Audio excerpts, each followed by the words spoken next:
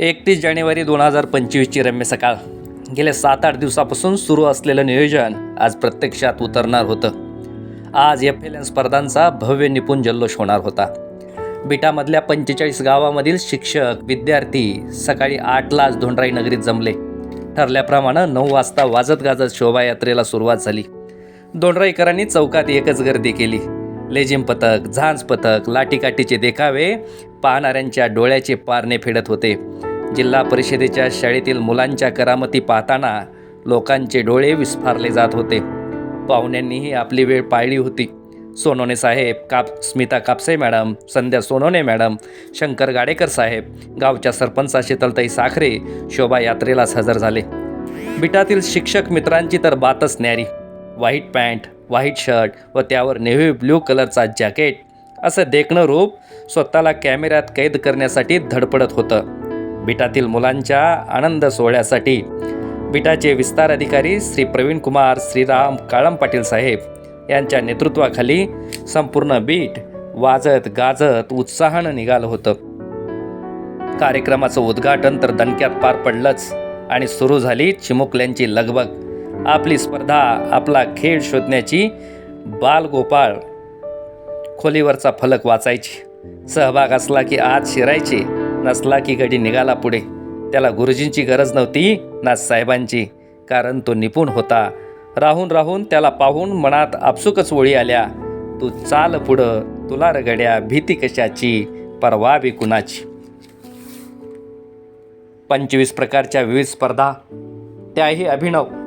मराठी शब्दवाचन, इंग्रजी शब्दवाचन, संख्या वाचन, ऐनवेळचं निबंध लेखन, संवाद लेखन, कथा लेखन, भाषण, मुक्त चित्रकला, कविवर्य कुसुमाग्रज स्वरचित कविता गायन, गणिताचार्य श्रीनिवास रामानुजन मी गणिती स्पर्धा, ग्रँड मास्टर डी गुकेश बुद्धिबळ स्पर्धा, अशा अनेक स्पर्धात मुलं खेळत होती, आनंद घेत होती.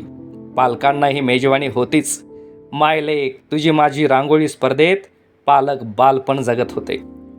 थकली भागली मुलं रुचकर खिचडी लापसीचा आस्वाद घ्यायची आणि परत FLN मेळ्यात सहभागी व्हायची, रममान व्हायची. शेवटी झालेल्या कौन बनेगा ज्ञानबत्ती या कार्यक्रमानं तर कळसच केला. बिटातील 3 केंद्रात झालेली स्पर्धा, गुळज, धोंडराई आणि वसाहत बाग पिंपळगाव या 3 केंद्रात ही स्पर्धा संपन्न झाली. स्पर्धेच्या 3 फेऱ्या. स्पर्धा इतकी रंगली की 6 वाजली तरी मुलं आणि शिक्षक जागचे हालेनात. हा कार्यक्रम अजून पुढं झाला पाहिजे होता, अशा प्रकारची मत व्यक्त करू लागली.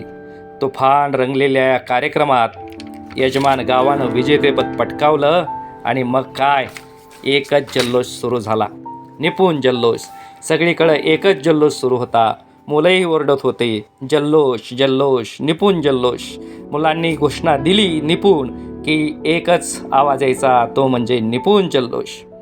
पोरांच्या चेहऱ्यावरच्या आनंदानं कष्टाचा शीन गेला आणि आम्ही सर्व तयार झालो तो पुढच्या जल्लोषासाठी, मैदानावरच्या जल्लोषासाठी. ते पाहूयात आपण पुढच्या भागात.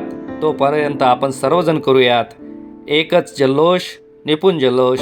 लेकराचा आनंद तो आपलाच आनंद. लवकरच भेटूयात आपण पुढच्या भागात मैदानावरच्या जल्लोषासोबत. निपुण जल्लोष.